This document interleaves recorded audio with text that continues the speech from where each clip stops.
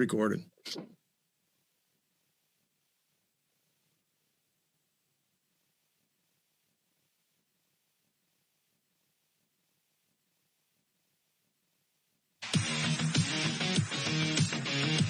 Sure.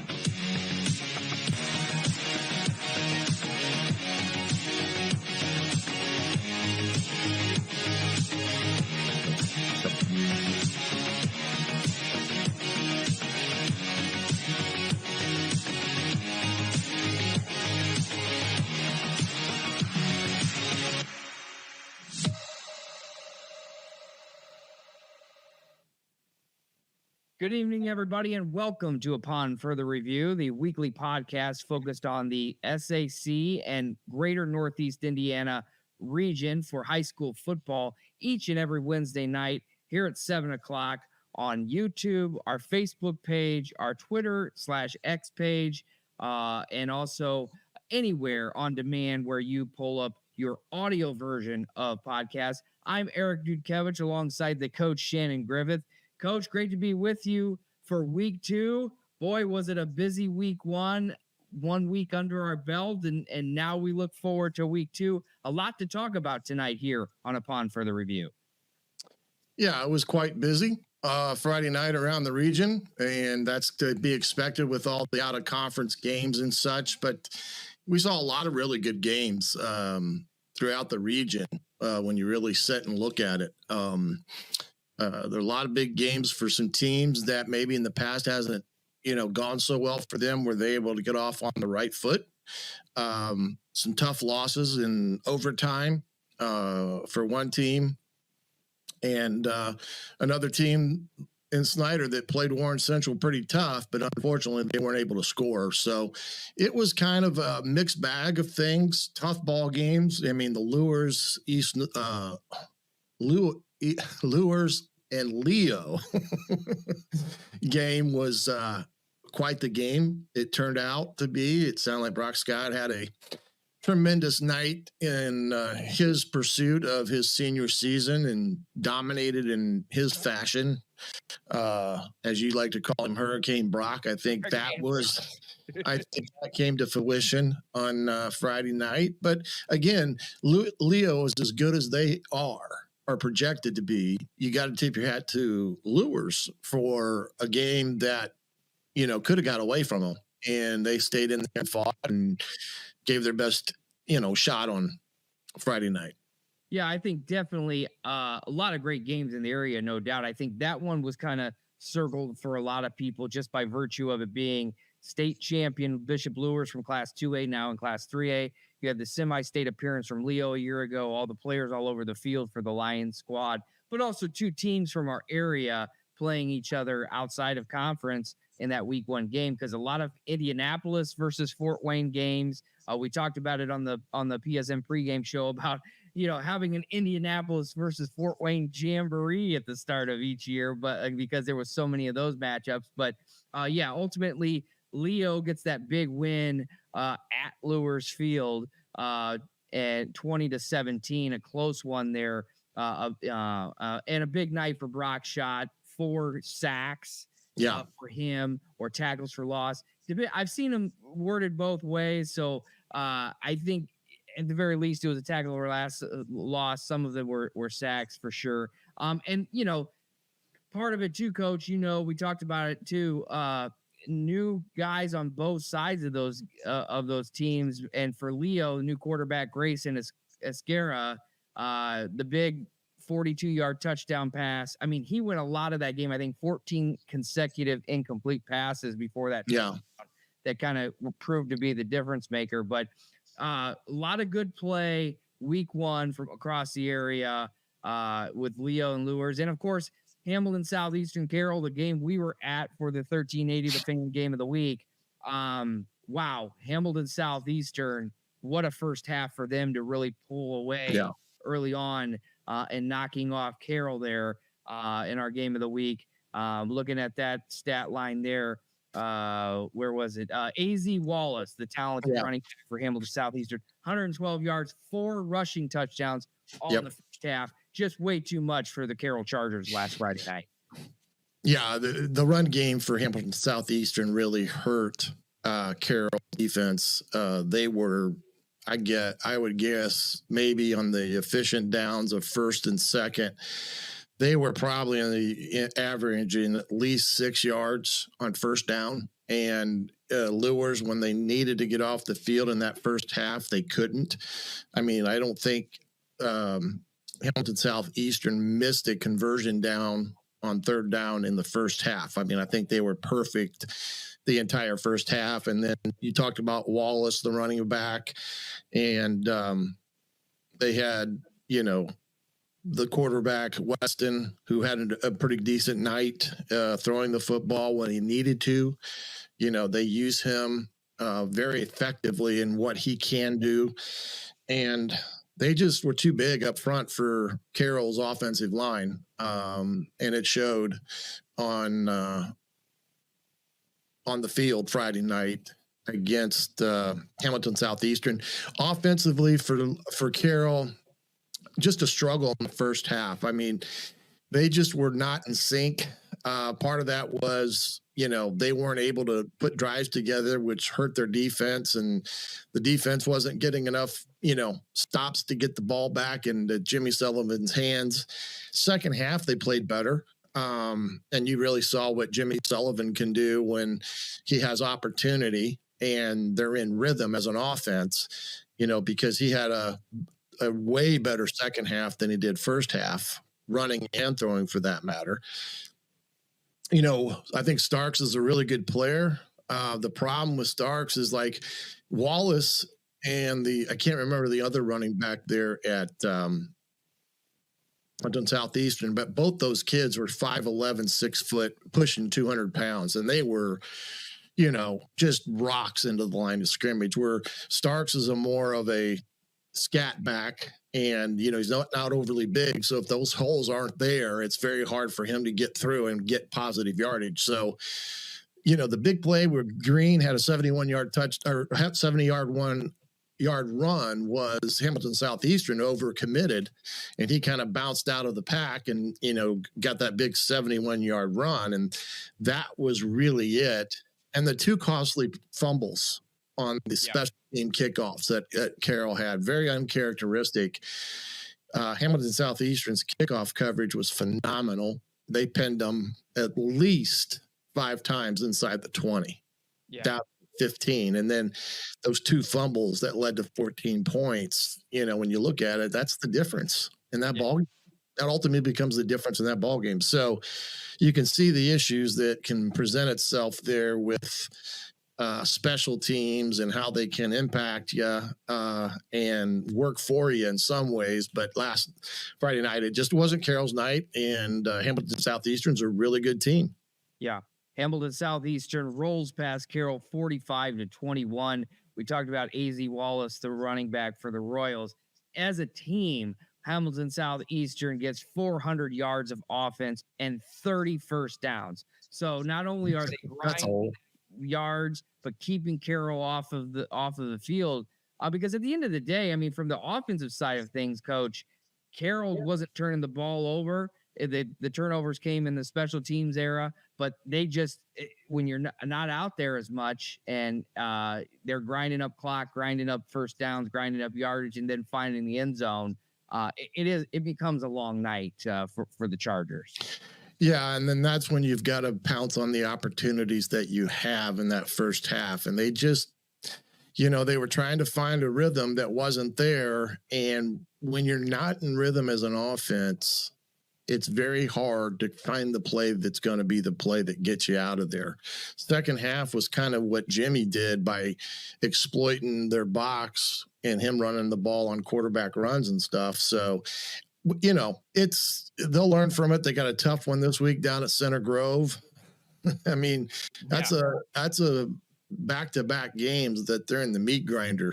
Yeah. And, Homestead had their tough luck with Carmel, down at Carmel, and they come back and play Noblesville this week. So you can't say that Carroll and Homestead are ducking the competition.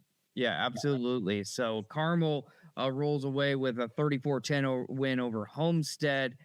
You also had Brownsburg manhandled Bishop Dwenger once again, 45-13. This was 45-0 at half. Running clock in the state of Indiana once it hits 35 in the second half. So that was always come to fruition. So that was a one. And then, of course, Snider versus Warren Central, the other one from our area that really kind of drew a lot of the headlines just by virtue of you have those two familiar foes from state championships past and the 5A current state champion, Snider versus 6A perennial power Warren Central. Warren Central comes up here and it really became a defensive duel, coach, with scoreless at halftime, 0-0, and late in the third quarter and into the fourth quarter, Warren Central kind of gives themselves some distance from the Panthers, ultimately winning that game 15-0. The defense for both sides were good. Warren Central, which is going to be the best defense that Snider probably sees all year. And credit to the folks on Summit City Sports, our friend Jeff Mahoney and Tim Atkinson for talking about this. But, that was a stout defense. And on top of that, it's the best defense that they'll see. But they also held Snider to 47 yards of offense and scoreless from a team that racked up, 300 yards at the state championship a year ago. Yeah. Of course, Snider has lost a lot, but Warren Central, I think 3 Division I Power 4 commits, guy going to Louisville, guy going to LSU, and I think there was a Pitt guy in there. Maybe he was their DB. So loaded across the front there for Warren Central, and it really showed.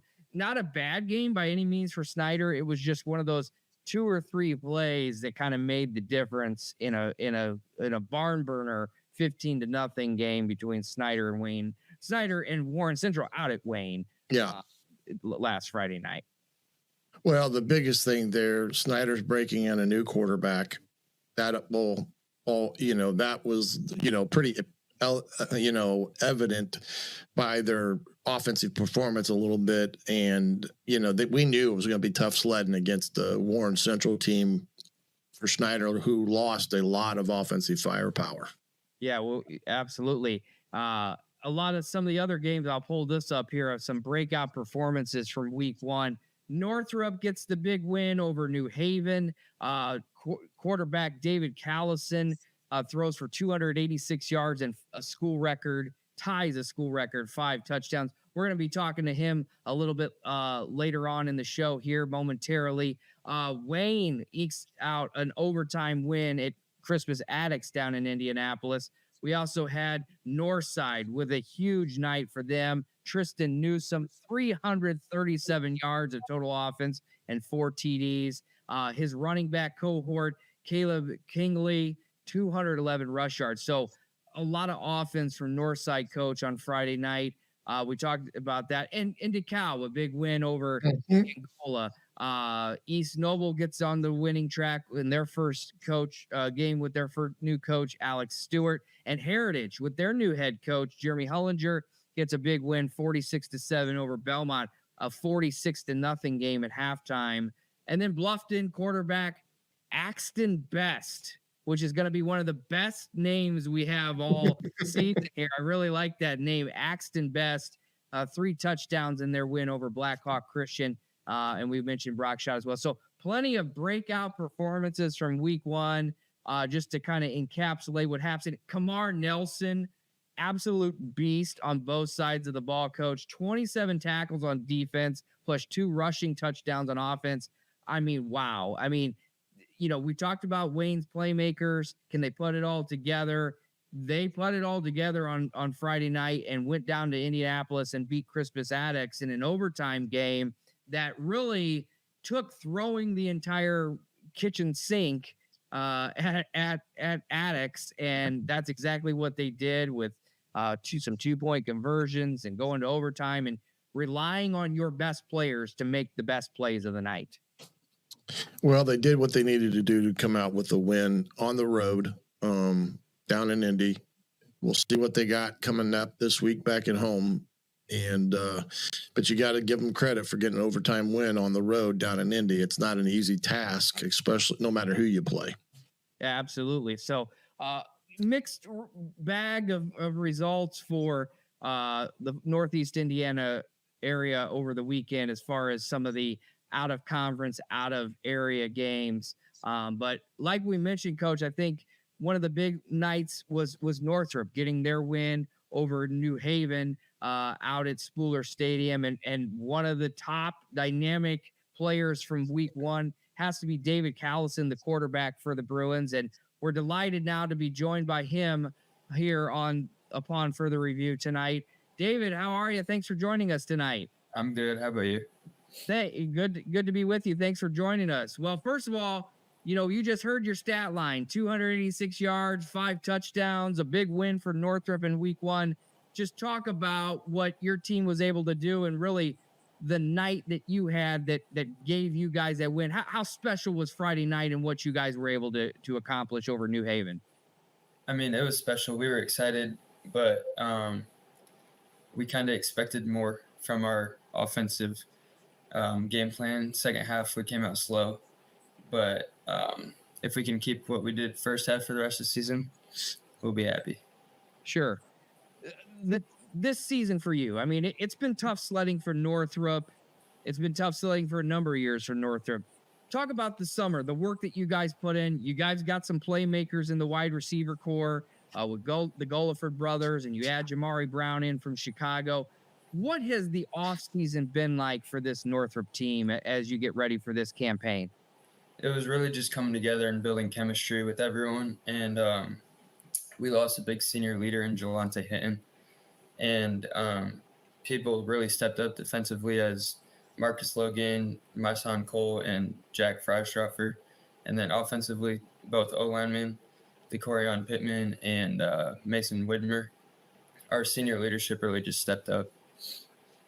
Sure. And I have to, chuckle a little bit. Looking back, we got your player profile screen here on our video version of the Upon Further Review podcast. Just 5 touchdowns a year ago. You equaled that in game one. Talk about the work you've put in the last year, particularly this summer, to develop as a quarterback, especially as a returning quarterback for this Northrop team. Yeah, it was a lot of off-season work over the winter. And then over summer, I was dealing with injury, so I couldn't really do much. So it was really just mental reps. But I kind of took more of a coach's role when I was dealing with that injury. So I got to build a better relationship with all my guys. Yeah, we're looking at some of your footage here. Go ahead, Coach. From one Northrop quarterback to another. Take it away. Yeah, well, my years were long ago. Let's just put it that way. Well, David, I think it was very obvious a year ago that you had the ability. You were a young guy, and being that it was your first time really starting, those were probably the growing pains that you alluded to earlier. But you essentially have got 2 Power 4 wide receivers to throw to. Guilford is, by far a very talented wide receiver, probably your number one target. Talk about throwing to him. Is he the type of guy that you can kind of let it fly and he'll go get it, or jump up in a one-on-one situation and be able to go get it? Yeah, I think that kind of showed on Friday. We have a lot of receivers that can do that. So we really wanted to spread the ball and air it out. So we can do that with all our guys. And he's got a brother, right, playing for you guys? He graduated last year. Okay, he graduated last year. Yeah. Okay. I couldn't remember if he graduated or not. Talk about Brown, the new addition that came in from Illinois. What is he like? Because I think he played a little quarterback last year for the team he was with in Illinois, but he's probably more of your slot type of receiver for you, isn't he? Yeah. So he was on our traction 7-on-7 team. So when he was talking about his playing situation, I was like, why don't you come down for Wayne? And we ended up finally getting him and his brothers, Gabe Lewis and Jaden Brown, to come down and play for us. So there's more than one. Yeah. Wow. I didn't know that. That's a pretty good recruiting job by you, right there, getting 3 of them to come in Fort Wayne. I guess that's smart on your part. Huntington North coming up this week. What do you know of the Vikings thus far? And what are you expecting from them? I'm expecting a good game, and I think they're gonna run some maybe 2 quarters, but I think it'll be a good game. We'll probably play it short just to see like how they're gonna play it, and then hopefully repeat of last week. And we want to mix in the running game a little bit too, since we didn't let Legend Relu at running back do what he can do.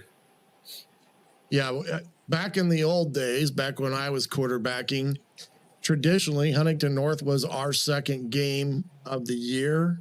And one year we opened up with them. They had some tough teams back in those days. We won one game 2-0 because our defense was able to get a safety.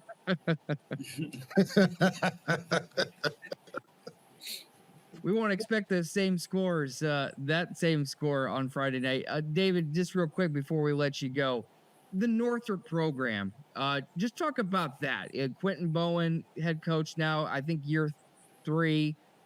You've been there now. You're a returning starting quarterback.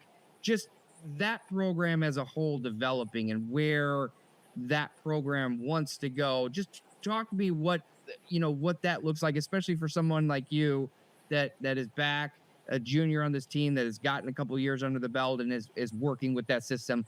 How is the system playing out with the Northrop Bruins? Yeah, I think we took a big step over the offseason, and I think Coach Bowen got a lot of our guys to actually buy in this year, so we can actually show that this year, that we kind of came together. Sure, absolutely. Well, we appreciate you joining us this week on Upon Further Review. Like I said, one of the breakout performances of the week, certainly. And when you start setting school records, and you are the Northrop record holder, so we know that Shannon Griffith is not. No, my records were broken long ago. But anyway, heck of a performance. Congratulations to you and to the Northrop Bruins on the win Friday night in a high-scoring affair. And best of luck to you on Friday when you play the Huntington North Vikings and the rest of the season and really the rest of your high school career and see where that takes you. Thank you. All right. Good luck, David. Thank you. All right. That was David Callison from the Northrop Bruins, quarterback. And coach, that was one of the topics of the offseason, especially when word kind of got out that Jamari Brown, the Chicago transfer coming into Northrop, guy who had an Ole Miss offer, partnering him with Guilford, who's gotten I think Ohio State. I think somebody at Georgia last week. Yeah, Georgia last week. I mean, that is something you don't see a lot of. You're seeing more and more in this area, but something you don't see a lot of at Northrop. And so I think that became a headline for them. And it really, Friday night, they showed out. And David had a big game, throwing 5 touchdowns, 286 yards. Ties the school record. I don't have it in front of me who he ties it with. I'd have to go back and look at some of the names that have gone through the history book there. But impressive, and an impressive win for Northrop. Well, yeah, I mean, David was one of those guys through video that I watched this year, is a guy that I had to keep an eye on because he can throw the football, and pretty evident of that with his statistics on Saturday.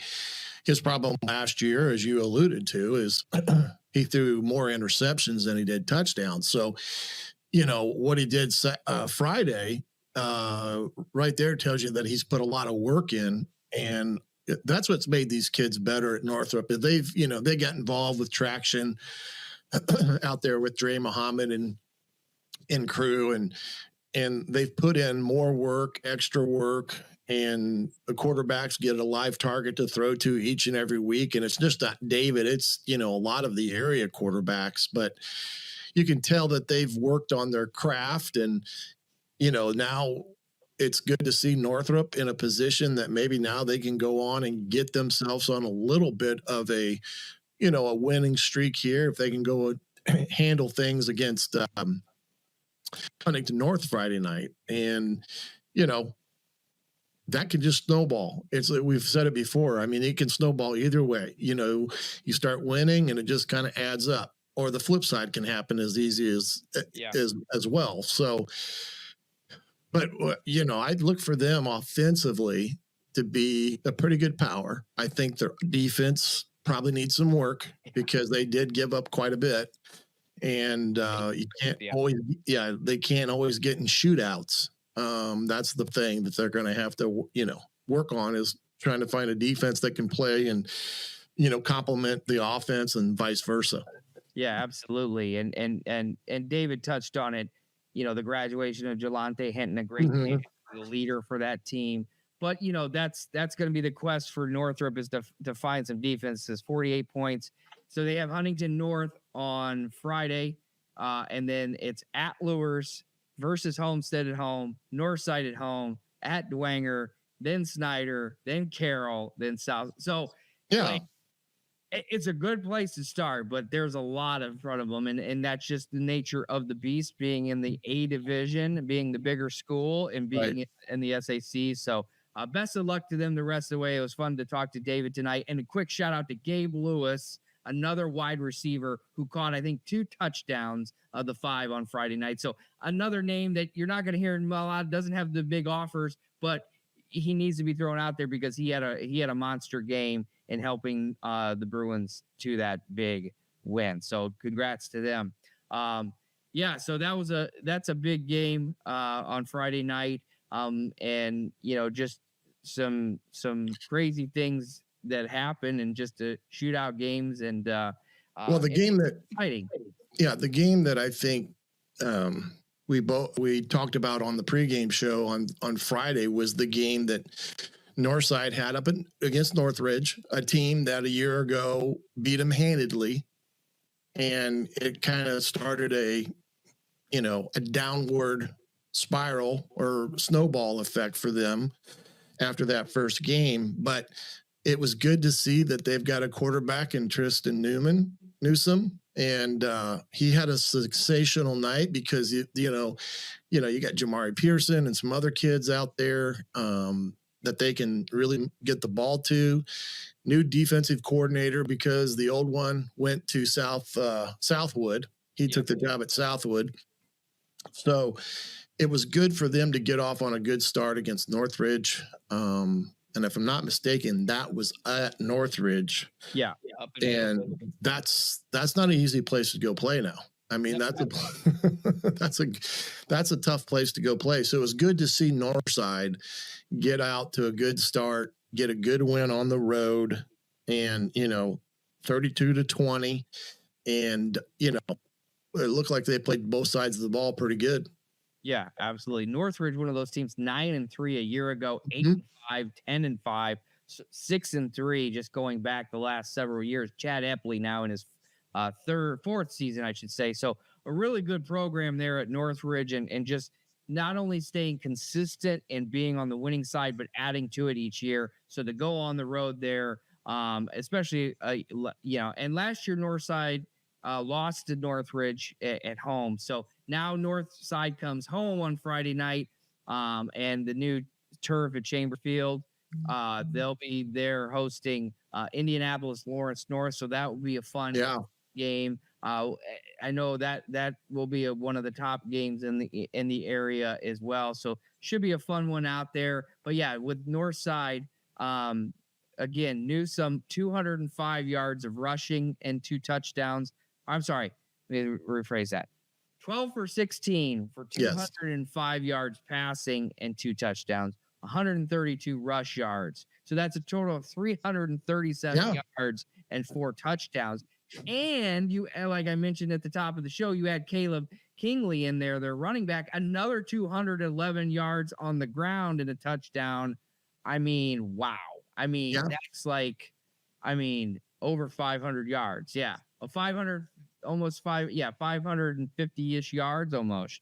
So quick math in my head. So they had a tremendous game, and that was the thing that was going to be the big test for them, is could they go there, put it together, have a quarterback, which they do, but put it together, which they did offensively. And you can see where the defense played complementary football with them all, pretty much all night. So when you have a night like that, you're protecting your defense. They're not having to play a lot, and you're getting big plays on offense, which helps tremendously. How about Tim Manigault getting a win against Cecina? That's another big win for the Concordia Cadets. Last year was so discombobulated with Tim having to come back out to be the head coach from being the AD, and kind of struggled last year, but they take on a Cecina team, which is a very good Indianapolis ball club and very well known in the Indianapolis area. And they get a big win, 20-14 over Cecina. And that's also good to see from the standpoint is that was another game we had said would be very important to Concordia to try to get themselves off on the right foot. Yeah, absolutely. A huge game. Another breakout performance from Jack Andrews, the senior quarterback at Concordia. He throws 15 for 29 for 146 yards, 3 touchdowns, does have the 2 picks. If you and you throw in there Avery Cook, 7 receptions for 105 yards and 2 touchdowns. He's a all SAC wide receiver. And then, of course, 2 field goals from Abe Salloway. We can't forget the special teams, especially in week 1, Coach. I mean, when you're talking a 20-14 game, 6-point win, and your field goal kicker makes 2 field goals, as a coach, those are the decisions that you make, and you want your kicker to make it and to be able to do it in week 1. That's big. But, yeah, it's just an all-good performance. The one issue, the running game is going to have to develop for Concordia. I mean, they had negative 43 yards of rushing. Now, part of that is the sacks that were in there that add to that rushing total. But, I mean, you take that ultimately out, maybe they're at, 15 to 20 yards positive yardage. So, you have some talent, some guys coming back. I think ultimately Manigault would tell you, too, he'd love to run the ball more. But also you ride the hot hand, and Jack Andrews had a big night. Avery Cook had a big night, and the defense was able to stop Cecina to get that big victory down in the 3-1-7. Yeah, Tim's always struck me as a coach that likes to throw the ball first and use that to set up the run and use a lot of the quick game, the high percentage throws to get guys out in space. That's kind of what I would see as his philosophy in the passing game, and hoping that getting that going will ultimately open the run lanes for them as an offense. So, yeah, it takes some time with that. And, the thing that hurts them, too, is you don't know how many kids they got out for football. So they got a lot of guys going both ways, which can also hinder the development of, offense and offensive linemen and such. But like you said, they found a way to get a W, and that's the most important thing for them was that. And, the tough one for me was Southside, because that sounded as if those kids played their heart out against Marion, and Marion gets them again, kind of the same thing a year ago where Southside had a lead. I want to say 2 touchdown lead in the second half a year ago, and Marion came back because of Southside turning it over and, not being in a position to put things away. That kind of hurt them. And this year they did it was a barn burner. And unfortunately, it was a game that came up just a little bit short in overtime. And, those kids just got to keep plugging away at it, because while you never like moral victories in a game where you have a defined winner and a defined loser, I guess you got to find the positive in that ball game for Southside, and they have to find ways to build upon those positives going into the next week, because, I still think they're potentially could be a pretty good ball club as we go through the year. Yeah, absolutely. And, it did come down. It was an overtime loss, game winning overtime. Marion was able to come back and move it into overtime. And, really what it came down to in the end was Marion got the go-ahead score and then forced overtime. And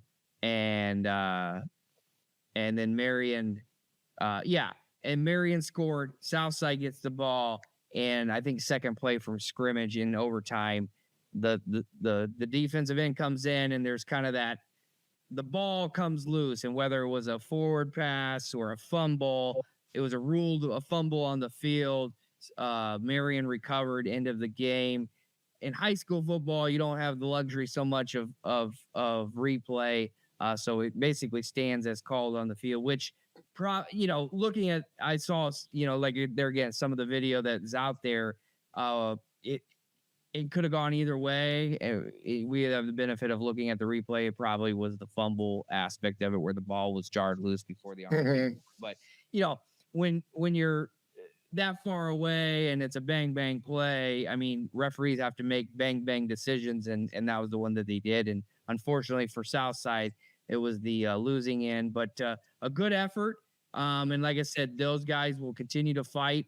They split the quarterback between KJ Alexander and Robert Murphy III. So it'll be interesting to see kind of how that plays out all year. And, and Javon Irby is your bell cow. So continue to feed him the rock. And I think it'll be good for Southside in the long run, but a tough loss on Friday night at home to open the season. But a team to keep an eye on, because at the end of the day, they've got some good players, and they're trying to get things in the right direction. Well, I tell you what, we're going to take a break here real quick and try to get our next guest on, Mr. Landin Hoeppner, as he's having a little bit of issues that I'm going to get resolved. But stay right there. We'll be right back in just a second. Welcome back to Upon Further Review. Alongside Eric Doot Dukevich, I'm the coach, Shannon Griffith. We've kind of finished up there with our games from last week quite a bit. We talked about the good, the bad, and indifferent. But one man that we're bringing on next from Leo High School, Landin Hoeppner, a Army commit, going to be a cadet here in another 12 months. Had a big game at Leo and Bishop Luers, where they got a big win, 20-17.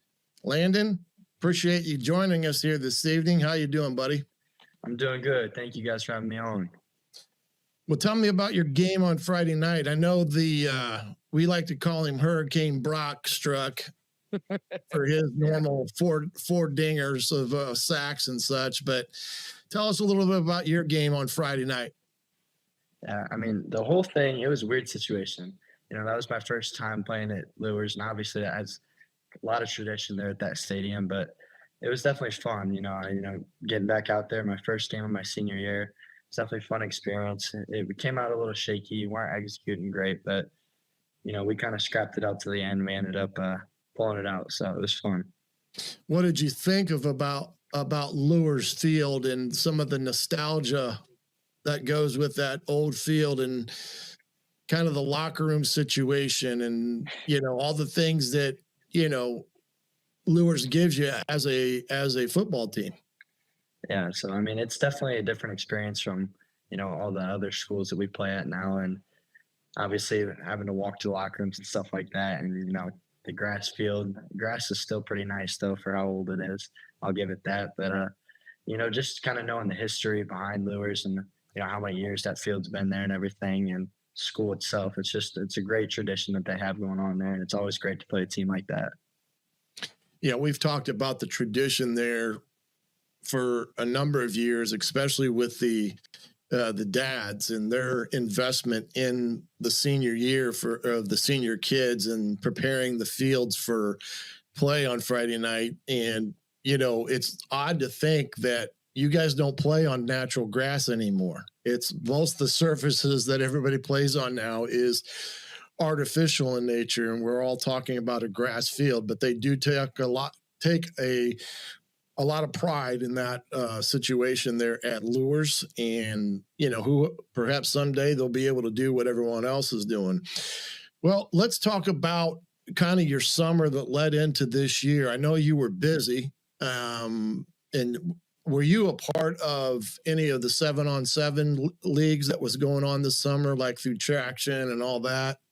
Yeah, so I played a couple tournaments with Traction AP. I played with their 18U for, I think, 2 or 3 other tournaments. But outside of that, I was just camping a lot. So hmm Do you feel that doing that was helpful to your game overall by being able to do some of that in the winter and things of that nature?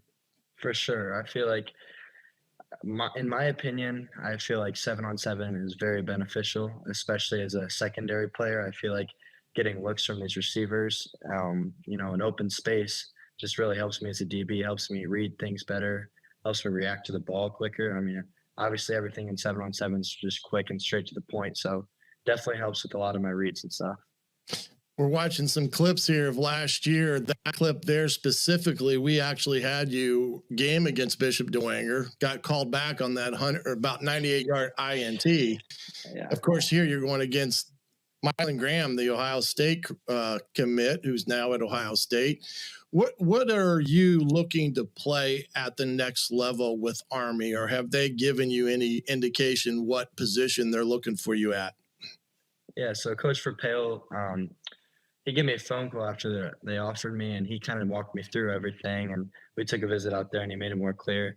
So they recruited me to play safety for them, free safety.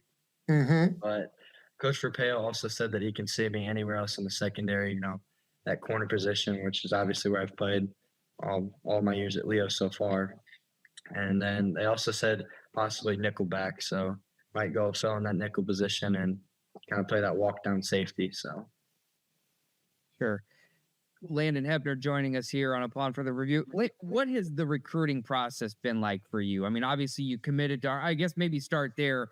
What was it about Army, the West Point, the Knights program that you decided that's where you wanted to go? But also larger than that, just the feedback you've taken so far for this, how is it going to make you a better football player as you enter you play throughout your senior season? Yeah, so my recruiting process has definitely been a journey for me, especially compared to other people that I know. I mean, obviously, like you guys mentioned, Brock Schott, I've grown up with him, and it's funny because our two recruiting experiences have been very different. But as far as Army, they offered me, and then I started to learn a little bit more about them. I had numerous phone calls with Coach Powers, who is their running backs coach. He was very helpful throughout the whole process, and I'm sure you guys could talk to Stratton Fuller, who also committed there. He would say the same thing. But we took a visit out there. I think it was back in April. And it's once you get on campus, it's just unbelievable. I mean, the amount of just historical things that are there and the culture that West Point brings, it was really nice. I mean, I can't even really put it into words. It's just amazing out there. Well, I've been out there as a coach and got my butt beat. So when I was at Ball State, we played out there at Army, and I concur with your breakdown of the campus and everything that goes into that campus and the nostalgic nature of it all. It's changed quite a bit, but yeah. I concur. Yeah. What about the rigors of getting into, it's not just, hey, you're a good football player. There's a lot of extra that goes with it. Talk about that aspect, just that journey. What, a lot of people don't know what all does it take to get into West Point? Yeah. So there's definitely a lot behind, a lot more than just football, like you mentioned, but academics for me has always been a big thing. And I know that's something that West Point harps on. They want a great student, not just a great athlete. So they preach on that. And they also preach on the leadership side of things. They want a kid who can come in, because everything at West Point is leadership based. So they let all their students and all their athletes lead everything out there. And I think they look for people who can step up and be a leader in their program. And, they're not afraid to go out of line to do things. They're not afraid to just step up and be the leader and be the one to say things, which I think is something that not a lot of people understand about West Point. It's not just the athletics. Now, you have to be sponsored, correct? By a congressman from the state of Indiana. Is that? Yes, sir. Yep. Yeah, that's what I thought. I couldn't remember. Yeah. Air Force was recruiting me back in the day. Dude, I never told you that. They asked me. Okay.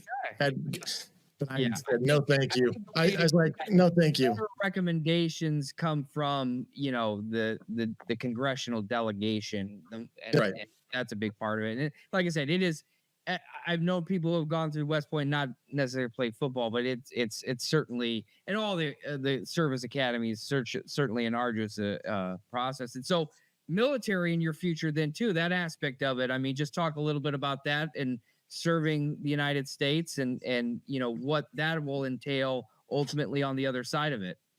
Right. So that was honestly something that me and my family were unsure about going into the offer.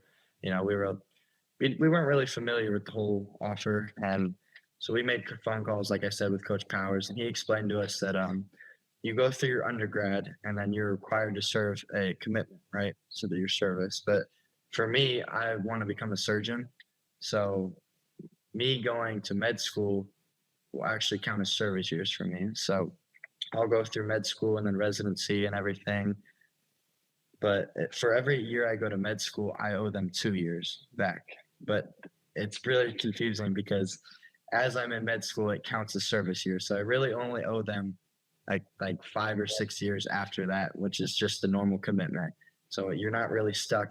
I mean, you're not stuck in the service for a long time. And it's not like you're in the front lines like everybody else imagines. Well, yeah. And, that's obviously a very important part to have surgeons and medical staff in the Army and in the armed forces as well. So, but that's wonderful to hear and great. Back to football a little bit, the run you guys had semi-state a year ago, Coach Dorfler has come in and really kind of invigorated the program and you see you and Brock and Kyler Decker a year ago, he's playing baseball at Huntington, and Caden Hurst you had, and so many names that are coming out of Leo now. What's that program, the build that's happened in the last couple of years, and really how this sets you guys up for you in your senior year? It's definitely special, especially coming off of a run like last year. I know the year before that we lost in the sectional championship. It was kind of a sour feeling. But I think having that feeling is what, motivated us to make that semi-state run. And I think Coach Dorfler would say the same thing. And I think right now we're just playing with the chip on our shoulder. And I think that's something Leo has always done as a program. We always play with the chip on our shoulder, and we always just are a motivated team is the way I put it. Even under Coach Souter, when I played my freshman year, we always played with the chip on our shoulder. And I think Coach Souter did a great job, passing it along to Coach Dorfler. And I think Coach Dorfler brought that same intensity into Leo, and that's why we've just been successful over the years. Absolutely. Well, the success has been found at Leo and what you guys have been able to do and continuing, and certainly both as a team, but individual from you. And so best of luck this season. Best of luck in your future. Congratulations on the Army commit. Thank you for, volunteering to serve our country as well as part of that. And we certainly will be watching the rest of the season and as you move on in your football career. Thank you, guys. I appreciate it. Well, let me ask you this one question before I let you go. When you go against Spuller, you going to go up on him, lock him down, talk a little smack to him, make him carry your lunch for you when you get to the academy? We're not teammates quite yet. Good answer. Good luck Friday night, young man. Thank you. I appreciate you guys. Yeah, we love watching you play, young man. Good luck. Thank you. Right. That was Landin Hoeppner, the talented two-way player, wide receiver and defensive back for the Leo Lions, headed to Army West Point commit. He'll have his signing day later this year, I believe. Not sure when, so we won't throw out dates. Yeah, they do the same. They do the same thing as the big boys to acknowledge their commitment and, like you said, acknowledgement of their commitment to service. But I think you could see right there in that short 10 minutes of why he is a top-notch kid and why a school like Army or Navy would be after him, because he's the whole package, academically, athletically. He's got it all. And the same thing with Stratton at Columbia City. So 2 Northeast 8 boys going to the academies. That's, again, a high honor. Absolutely. It's not easy to get in. And to add the high level of football that goes along with it, that's an added thing. And sometimes that's the foot in the door where the conversation starts, what it sounds like with Landin's case. So it's nice to see that, that opportunity presented itself. his family, speaking with the coaching staff, speaking with the Army, and speaking with the folks at West Point, that it was a good fit, because it is a beautiful campus and it is at prestige, but there's a lot that goes along with it, and I'm glad that he's been able to find that fit, and same with Stratton Fuller as well. Well, look at it this way. They're making a 40-year commitment, because when they come out of all that, including their service, they've all but secured the rest of their life in terms of pensions and things of that magnitude. So it goes to every step of their livelihood beyond school. And sometimes it's hard to understand as a kid looking beyond that. Yeah. But when that Army Navy game in December is, they're going to be a part of something that's and right.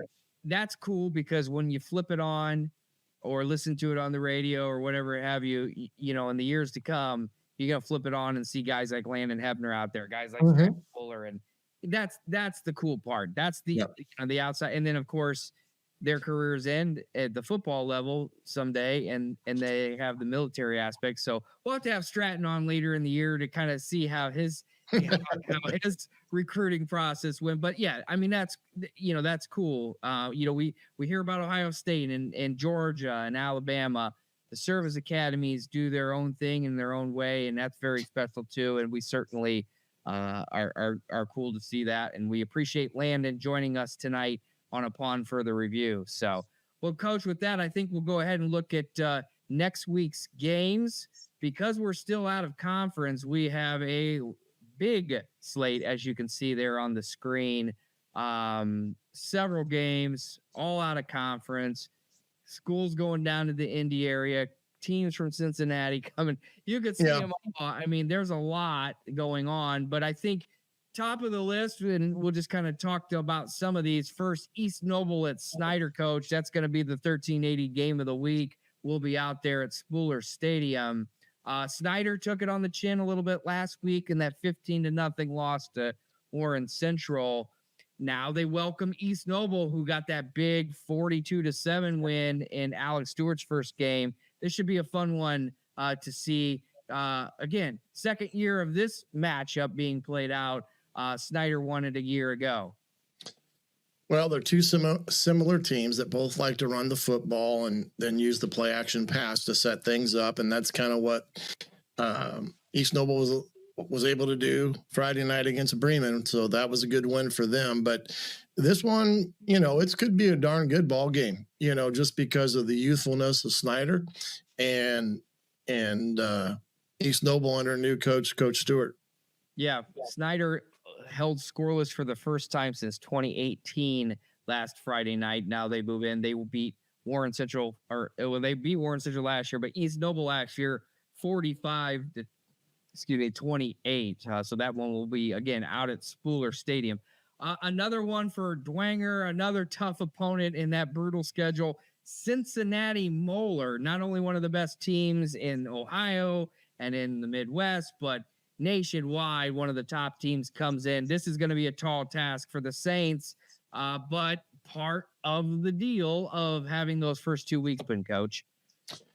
Yeah, this is a tradition-rich Cincinnati Moeller who had a lot of success back in the 80s and some of the 90s. And, if, this is one of those Catholic institutions that's, like you stated, was very well known coast to coast. And again, Bishop Dwenger will have their hands full. But look, I still think watching some of the highlights of that game at Brownsburg, there are some positives. We talked about quarterback with the Jordan kid. He can throw it. He did pretty good on Friday night. And so I look for them to continue to get better. Yeah, absolutely. A traditional powerhouse in Moeller coming in. And for them last year, these two teams played. Moeller beat Dwenger 57-0 down in Cincinnati. Moving on down the list, Concordia at Eastbrook, riding high for Concordia. Eastbrook took the loss to Huntington North. So probably, at least on paper, week 2, little known about both of these teams, should be a good matchup for Concordia. Yeah, and then when you look at it, you got Luers at New Haven. That's another potential for another big ball game. So a chance for Concordia to get on a roll and a chance for Luers to get back to even. Yeah, absolutely. New Haven put 48 points against Northrop in a loss last week. So they know, even with the guys that they lost, they were able to still find pay dirt and get a lot of scores and big plays. So that should be interesting. We have Northrop at Huntington North. We talked about that with David Callison. Southside heads to South Bend St. Joseph. Lawrence North and Northside. Lawrence North, a very successful team down in the Indy area, coming up to Fort Wayne. This should be a fun one out at Chambers Field and the new turf out at Chambers Field. Yeah, Northside's going to get a chance to play on a new surface, which I'm sure will have them pretty jacked up on Friday night, as well as all the Legend fans that get a chance to watch them at Chambers Field. Lawrence North, a perennial power down in Indianapolis. We'll have some Power 4 kids coming up here. So there'll be some athletes running around on the field Friday night at Chambers. Yeah, 550 yards of offense for the Legends last Friday night against Northridge on the ground and through the air. So Lawrence North has got quite the task, at least, to try to shut down that north side offense. We have Noblesville at Homestead, another Fort Wayne versus Indy matchup. Two of the big boys in 6A. Noblesville comes to town, coach, and just another round of kind of this new rivalry, if you will. And Homestead looking to bounce back after that tough loss to Carmel. Yeah, again, another tough game for the Spartans, but again, a chance for them to grow.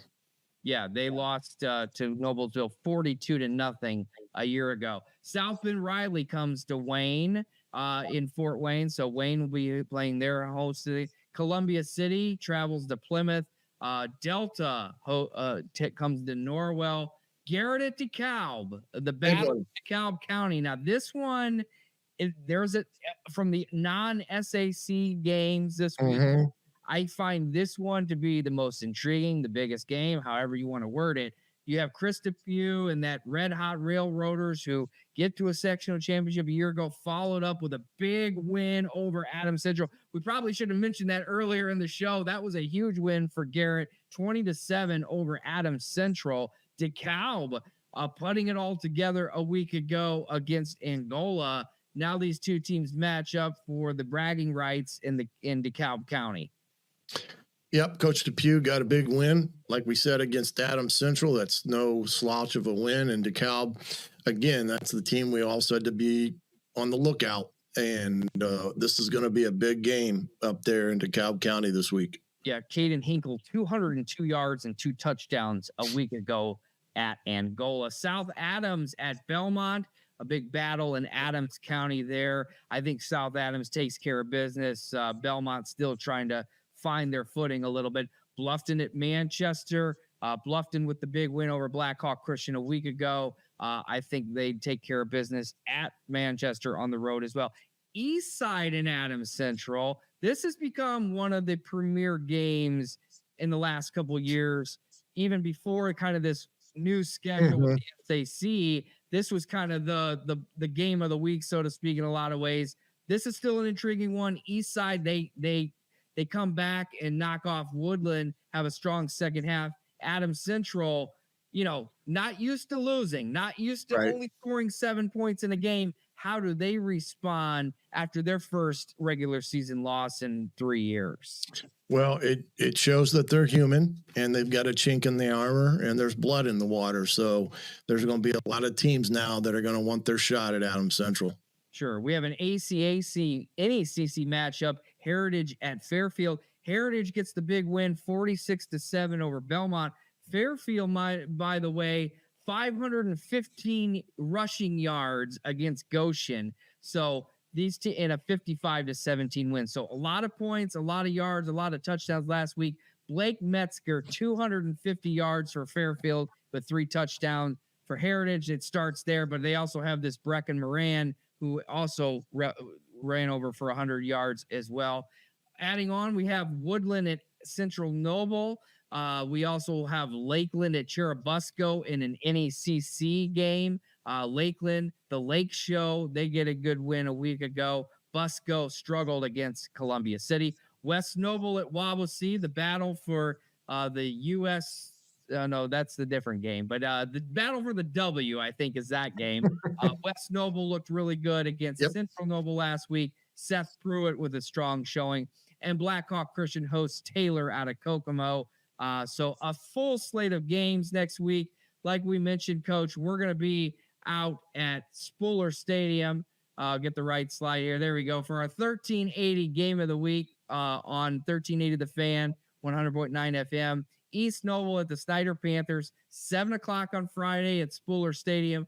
We'll have the PSM High School football tailgate pregame show at 6, followed by, after the game, the postgame show live from the Pine Valley Pizza Hut.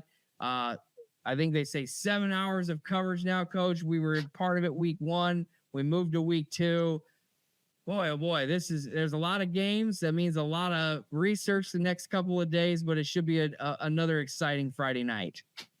Yeah, it's going to be a great Friday night again. And like you said, out there at Spuller Stadium for Snider and East Noble, perennial matchup that we'll get to see. But there's plenty in and around Fort Wayne Friday night, and encourage anyone that needs something to do on Friday night, get out to a game.